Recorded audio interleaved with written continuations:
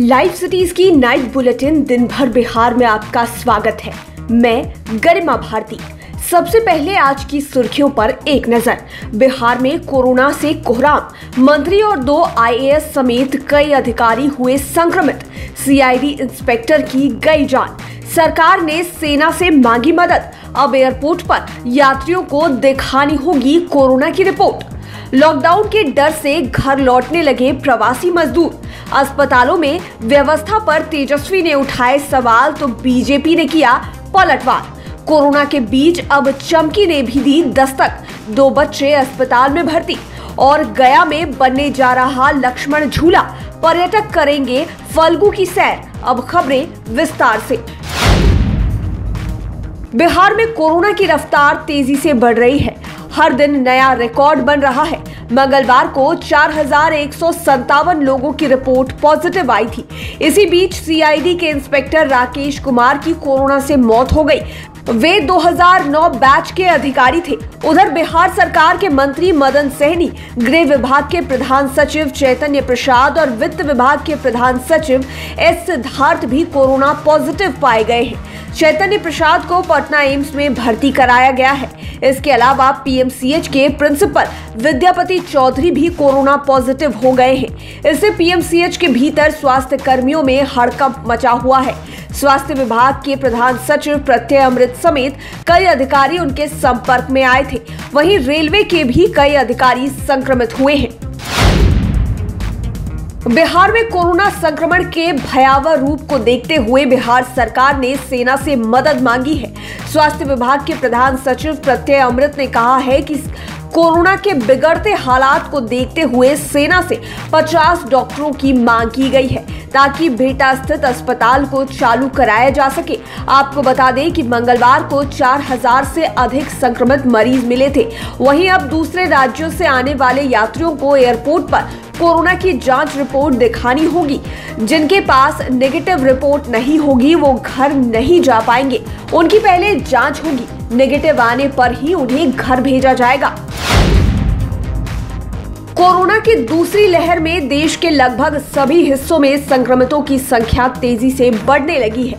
Lockdown के डर से दूसरे राज्यों से प्रवासी बिहार लौटने लगे हैं। लोगों का कहना है कि कोरोना के कारण कंपनियां बंद होने लगी हैं, जिसके कारण रोजगार चला गया है। ऐसे में वो क्या करें? जिस तरह से कोरोना बढ़ रहा है उससे लॉकडाउन का खतरा बढ़ गया है। इस कारण कहीं वो फिर से फंस न जाए, इसलिए वो अभी ही घर लौट जाना चाहते हैं। मुजफ्फरपुर में कोरोना के बढ़ते संक्रमण के बीच चमकी बुखार भी तेजी से पांव पसारने लगा है। 2 बच्चों को पीकू वार्ड में भर्ती कराया गया है।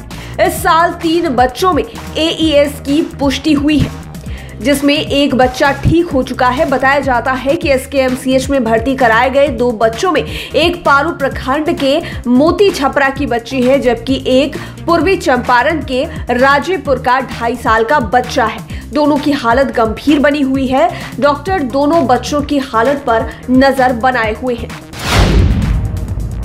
बिहार में कोरोना विस्फोटक रूप लेता जा रहा है। इसे लेकर नेता प्रतिपक्ष तेजस्वी यादव ने सरकार पर बड़ा हमला बोला है।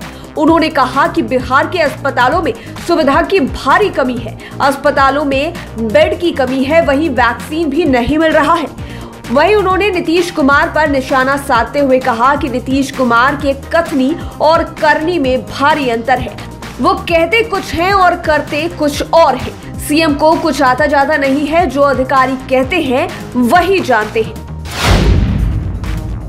वहीं बीजेपी ने तेजस्वी यादव पर पलटवार किया है। पार्टी के प्रदेश अध्यक्ष संजय जायसवाल ने कहा कि सरकार की तत्परता के कारण ही बिहार में कोरोना के कम मामले आ रहे हैं। यहां सबसे अच्छे तरीके से मरीजों का इलाज हो रहा है। हर जिले के अस्पताल में वेंटिलेटर की सुविधा है। उन्होंने कहा कि गैर बीजेपी शासित राज्यों के हालात बहुत खराब हैं। तेजस्वी यादव को महाराष्ट्र, पंजाब और छत्तीसगढ़ की भी बात करनी चाहिए, जहां हालात बदतर हैं। वो चाहते हैं कि बिहार भी उसी तरह बन जाए। साथ ही उन्होंने कहा कि बिहार में कोरोना वैक्सीन की कोई कमी नहीं है। मुजफ्फरपुर में उस समय हड़कंप मच गया जब सदर अस्पताल में भर्ती यौन शोषण मामले में आरोपी कोरोना पॉजिटिव निकला। पुलिस जवान उसे छोड़कर इधर उधर भागने लगे। बताया जाता है कि पुलिस ने शादी का झांसा देकर यौन शोषण करने के आरोप में एक युवक को गिरफ्तार किया था, जिसे आज महिला थाने की पुलिस पूछताछ करने के बाद कोरोना जांच के लिए सदर अस्पताल लाई थी। जांच के दौरान युवक का रिपोर्ट कोरोना पॉजिटिव निकल गया। इसके बाद अस्पताल में अफरा तफरी मच गई। पुलिसकर्मी इधर उधर भागने लगे। वरीय अधिकारियों के निर्देश पर पुलिस युवक को गाड़ी में बिठाकर कोर्ट ले गई। वहीं पुलिसकर्मियों को भी जांच कराने को कहा गया है। पटना सिटी में करीब 10 लाख कैश लूटकांड का पुलिस ने खुलासा किया है। कंपनी का कर्मचारी ही लूट का मास्टरमाइंड निकला। पुलिस ने घटना को अंजाम देने वाले अपराधी निशिकांत कुमार उर्फ नीसू को बाईपास थाने की पुलिस ने धर्मशाला मोड़ के पास पकड़ा है। वह लूट की रकम में मिले रुपयों से गर्लफ्रेंड के लिए खरीदी गई सोने की चेन को लेकर कहीं जा रहा था। इसी की भनक पुलिस को लग गई। तुरंत कार्रवाई करते हुए उसे धर दबोचा गया। साथ ही उसके पास से लूट के 2,21,200 रुपए बरामद किए गए। साथ ही एक पिस्टल, 2 गोली, लूट में इस्तेमाल की गई बाइक को भी जब्त किया गया। बिहार में पर्यटन को बढ़ावा देने के लिए राज्य सरकार इन दिनों कई योजनाओं पर काम कर रही है। इसी के तहत गया के विष्णुपद मंदिर स्थित देवघाट से सीताकुंड के बीच लक्ष्मण झूला बनाने का सरकार ने फैसला लिया है। डीएम अभिषेक सिंह ने बताया कि 65 करोड़ की लागत से लक्ष्मण झूला देवघाट से लेकर सीताकुंड तक फल्गु नदी में बनाई जाएगी। इसके बन जाने से 3 किलोमीटर की दूरी 1 किलोमीटर में सिमट जाएगी। आपको बता दें कि गया में पिंडदान करने बहुत लोग देश विदेशों से आते हैं। इसके बनने से पर्यटकों की संख्या और बढ़ जाएगी। लाइव सिटीज की नाइट बुलेटिन में फिलहाल इतना ही। खबरों की दुनिया में बने रहने के लिए हमारे चैनल को सब्सक्राइब करें। ये वीडियो फेसबुक पर देख रहे हैं तो पेज को लाइक करें और साथ ही साथ आप हमें ट्विटर पर भी फॉलो कर सकते हैं। धन्यवाद।